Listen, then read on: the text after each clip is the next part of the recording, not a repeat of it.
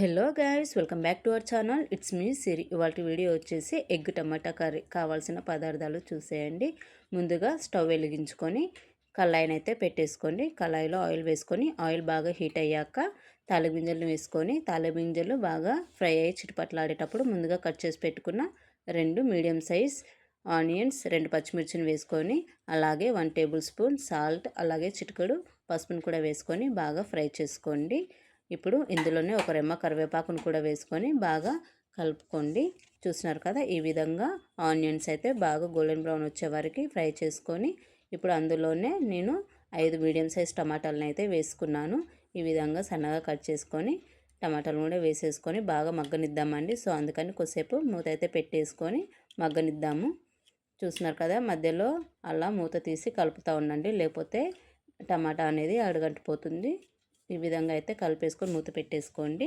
చూడండి, ఇప్పుడు ఆయిల్ అనేది బాగా బయటకు వచ్చేసింది కదా. ఈ విధంగా టమాటా కూడా మెత్తగా అయిపోయింది కదా. ఇప్పుడు మన స్పైసీకి సరిపడా కారాన్ని అయితే యాడ్ చేసుకోండి. నేను ఇక్కడ 3 టేబుల్ స్పూన్ కారాన్ని అయితే వేసేసుకున్నాను. మీ స్పైసీకి సరిపడా మీరైతే కారాన్ని యాడ్ చేసుకోండి. కారాన్ని వేసేసుకొని బాగా ఒకసారి అలా కలిపేసుకోండి. కారం అనేది బాగా కర్రీకి పట్టేలాగా కలిపేసుకొని మూత అయితే పెట్టేసుకోండి. కారం అనేది పచ్చివాసన రాకుండా ఉంటుంది.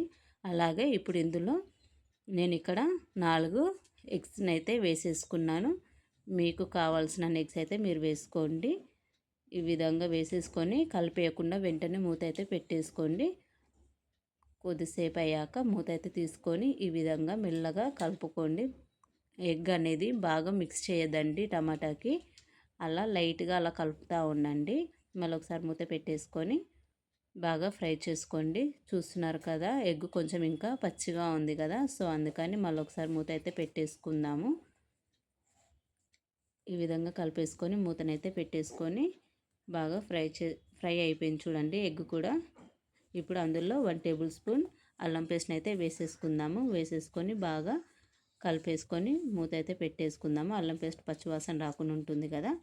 సో ఇలా అయిపోయాక ముందుగా కట్ చేసి పెట్టుకున్న కరివేపాకునైతే కొత్తిమీరనైతే వేసేసుకోండి. వేసేసుకొని బాగా కలిపేసుకోండి. అంతే అండి, ఎంతో టేస్టీగా ఉండే ఎగ్ టమాటా కర్రీ చపాతీలోకి అయితే చాలా బాగుంటుంది. ఈ వీడియో కనుక మీకు నచ్చినట్లయితే లైక్ చేయండి, షేర్ చేయండి, సబ్స్క్రైబ్ చేసుకోవడం మాత్రం మర్చిపోకండి. మరిన్ని వీడియోస్ కోసం పక్కనే ఉన్న బెల్ ఐకాన్ని క్లిక్ చేసుకోండి. Bye bye.